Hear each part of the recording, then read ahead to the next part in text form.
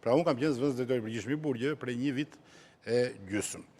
Dhe lidhur me pyetjen tuaj, herë e parë dhe unë, pa kam folur në telefon, por herë e parë që e pash zotin Meta, dhe uroj dhe shpresoj që të dalë sa më shpejt, lidhur me pyetjen tuaj, pyetja është drejt për drejt imja, sepse ne patëm Covidin me 1 javë, me 2 javë që rrinim në shtëpi dhe filloi një transferim i njerëzve, jo 18 muaj, 19 muaj në paraburgim, në 313 me efekt që janë kushte mizerable, po themi ne, edhe izolimi është ekstrem, aq më shumë që Metën edhe kanë kufizuar me fjalë si akmarrje primitive e zotit Rama.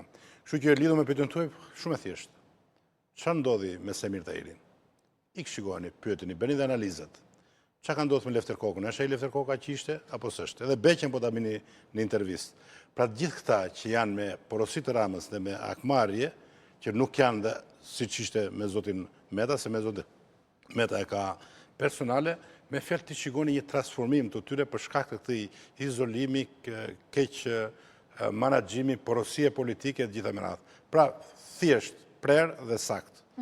Që ne të gjithë themi si popull, po dhe unë që kam qenë atje, themi, nuk ju urojmë vetëm burgun, kujdo. Dhe kjo duket që është një akmarrje e rrezikshme, primitive,